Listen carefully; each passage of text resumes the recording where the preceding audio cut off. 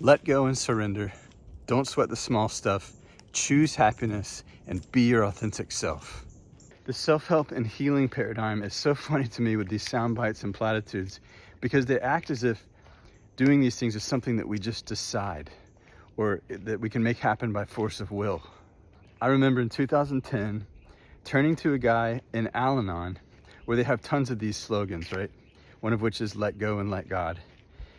And earnestly asking him because I wanted to know, I wanted to get out of my suffering. So I turned to him and I said, hey, what does let go and let God mean? And how do you do that? And to his credit, he looked at me and he said, honestly, I don't really know. It's just something that they say in here.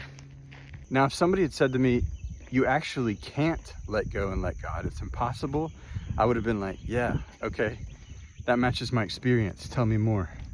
So here we go, ready? If you have emotional repression in place in your body, you can't let go and surrender. You will sweat the small stuff along with the big stuff. You will always choose unhappiness, and there's no way that you can be your authentic self. To tell me otherwise in repression would be like telling someone with 2 freshly broken legs that if they just believe in themselves enough, they can walk, It's just not gonna happen. Now, I wanna mainly focus on that one slogan, just be your authentic self, because it's so connected to emotional repression. The main reason that being yourself when you've got buried emotions and repression in the body is an impossibility is because the self that you're trying to be is a facade and a protective measure. When we hold back what's true, we're forced to identify with what's false. I'm an anger repressor. So instead of realizing that I had buried anger in my body and processing it, I lived for almost 40 years as a friendly, good, quiet, sensitive person. That's how I experienced myself consciously. So naturally, I became identified with it. That was Dan. I was being myself. And so I fooled myself and pulled it off for probably 25, 30 years.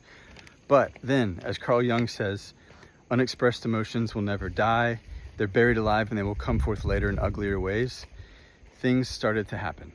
I started feeling depressed and anxious, and I martyred myself, and I noticed I was self-sabotaging and there was addictive impulses, right? What I didn't realize at first was that this was 30 years of repressed anger in the body coming up to say, hi, we're still down here, and it's sort of becoming a pressure cooker, so, something has to happen. But remember, I only saw the symptoms on the surface like depression, anxiety, addiction, self-sabotage. So I tried therapy, I tried 12-step, I tried religion, I tried non-duality, I tried all different kinds of things to try to solve the surface level problems. And I got some relief there, but I unfortunately also got a lot of concepts, beliefs, and identities. And the problem with that is that concepts, beliefs, and identities are the #1 way that people stay repressed and out of the body. Think of it this way. If I believe that I'm depressed, I believe that I'll be okay if I take medication or do therapy. If I believe that I'm a sinner, I believe that I'll be okay if I accept Christ into my life and get saved. If I believe that I'm an addict, I believe that if I stop drinking and using, I'll be okay. What's the other one? If I believe, that I'm asleep or unconscious, I believe that waking up and becoming enlightened, that'll make me okay. See, we believe all of these things. It's a distraction from the fact that we have buried, repressed emotions in the body that's driving our suffering. It's pulling my attention away from the root of suffering. So back to authenticity and being yourself. How do you do it? You dig it up. You unbury what's buried. You make the unconscious conscious. You come out of repression. When we do so, our suffering ends. And it's not that we won't have existential pain in our lives, it's that we won't suffer about our pain.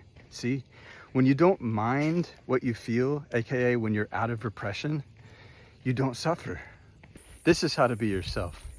Right? This is the how. This is the how that I was asking the guy about in Al-Anon when I said, how do you let go and let God, right? I sometimes tell the people that I'm doing repression work with, you've been trusting your suffering and your repression for so long that you now believe that it's who you are. You're identified with it, right? So stop trusting your suffering, right? Start questioning it. If you'd like to learn how, visit repressiontest.com.